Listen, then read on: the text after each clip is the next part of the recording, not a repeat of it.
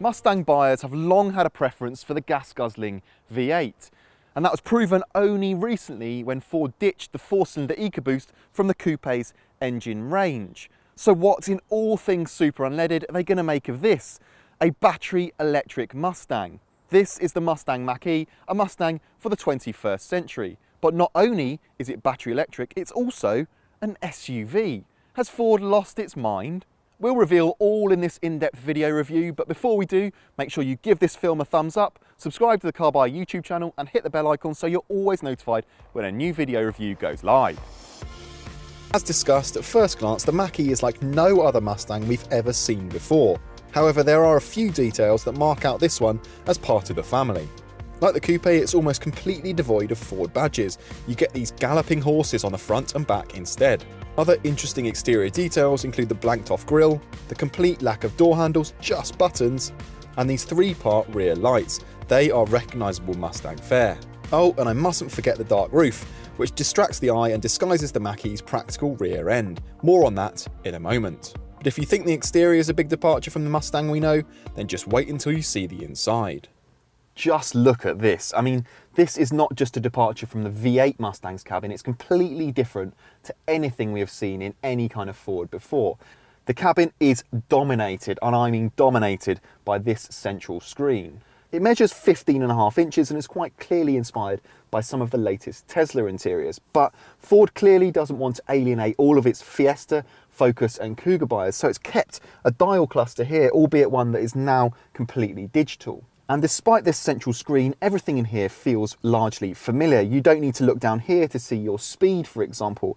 And everything like wipers and indicators behind the steering wheel, they're exactly where you'd expect them to be. And it all just means you don't need to completely recalibrate your brain when you're sitting in here. This new infotainment system is running Sync 4, which is really simple and easy to use. And you've also got Apple CarPlay and Android Auto, so you can stream the contents of your phone should you so wish. But even without that, the system is easy to navigate and simple to operate, made even easier by this rotary control down here, which means you can adjust the volume on the fly. Storage is excellent. We've got loads of space down here, with a couple of cup holders and a tray under there.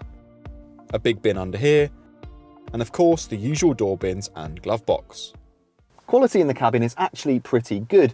You find some familiar parts, buttons and switches, but we've never moaned about that in a Ford before, so it feels unfair to do it now, even if the Mustang does cost a little bit more than some other Ford models in the range. But quality and materials, overall, good job. As always, you can find a full and up-to-date rundown of the Mustang Mach-E's specs on our website. Standard equipment is generous whichever version you go for, however, with all models including features like adaptive cruise control, automatic headlights, all-round parking sensors and a rear-view camera, dual-zone climate control and heated seats. There's wireless smartphone charging too. Standard models are rear-wheel drive, but buyers can choose 4-wheel drive if they so wish. There are 2 battery sizes, offering a standard range or extended range, but more on those a little later. It's worth noting that extended range models also get some extra kit, including a 360-degree camera, powered tailgate, a B&O stereo system, panoramic roof, and automatic parking. Now, we talked about that high roofline a moment ago, and it's fair to say that its advantages are best discussed back here. You see, the way this car has been designed means that the roof stays high, and even with our car's panoramic roof, there's enough room for a 6-foot adult like me to sit pretty comfortably. And I don't think I'd have an awful lot to complain about if I was sitting here in the middle seat, because thanks to this car's electric platform, it's got a completely flat floor, which means there's loads of space to put your feet. Now, this being a family SUV means you get some ISOFIX points on the outer chairs, you get some door bins, and there's a couple of USB slots down here. Overall, I'm pretty impressed. Now, another benefit of this car being designed as an electric car from the ground up means there's actually some space in the nose. Go on, go and have a look. There's 81 litres under here, which is easily big enough to store the car's charge cables, or maybe you could reserve it as a takeaway carrying cubby, preventing nasty smells from lingering in the cabin. You can even host it out afterwards if you have any spillages. Back here you've got another 402 litres, which is a little bit shy of electric rivals like the Volkswagen ID.4 or the BMW iX3, but thankfully, unlike the Tesla Model 3, it's a hatchback, which means it opens from the top, which really helps when loading suitcases a little bit like this. If you're looking at a Mach-E, range and charging will be an important point of consideration. How many miles you get in a charge, and indeed how fast you can top up the battery, will depend on whether you go for the standard range or extended range car, with your choice of 2 or 4-wheel drive also making a difference. The standard range car gets a 68 kWh usable battery, while the extended range model ups that to 88 kWh. The most economical model, and therefore the one with the longest range, is the rear-wheel drive extended range version, meaning up to 379 miles on a charge. In our experience, that's comfortably more than 300 miles and closer to 330 or 340 in good weather. Standard range models will charge at speeds of up to 115 kilowatts, while the extended range models up that to 150 kilowatts. That translates to a 10 to 80% charge of between 38 and 45 minutes. Again, full specs are on our website. Now, I am desperately trying to find fault with this car, so you will just have to bear with me for a moment. The thing is, you see, when you're driving this rear-wheel drive model, the first thing you notice is it's perhaps not quite as fast as you might expect. It's not slow, but when you're expecting some of the noise and the theatre of its V8 namesake, you perhaps just expect a little bit more. So let me clarify. This Mustang has just 290 horsepower, which in a car that weighs over 2 tons just doesn't feel that dramatic.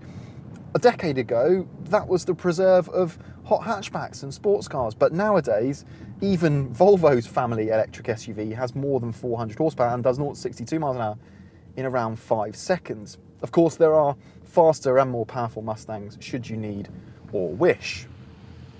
But who really needs that level of performance, especially when it's all there exactly when you need it? Response is instant. You put your foot down and the Mustang just launches you in the direction the steering is pointing. Speaking of steering, it's usually a forward strong point, but here it just feels light and just numb, which is a shame really, because in all other aspects, Ford has made this handle really neatly, especially for an SUV, with very little in the way of body roll. The trade-off, of course, is a slightly firm ride. Refinement is another strong point, however, with pretty much no noise from the electric motors. In fact, the only real noticeable sound at high speed is the wind rushing over the nose. Even tyre roar is unobtrusive. There are 3 drive modes to choose from. The first one is active. It keeps everything in its default mode, and it's just the one you'd use day to day. Then there's whisper, which tones things down a little bit, keeps things nice and quiet. Perfect if you don't want to drive everywhere flat out. If you do, then there's untamed mode, which livens things up a little bit and pumps fake V8 noises into the cabin.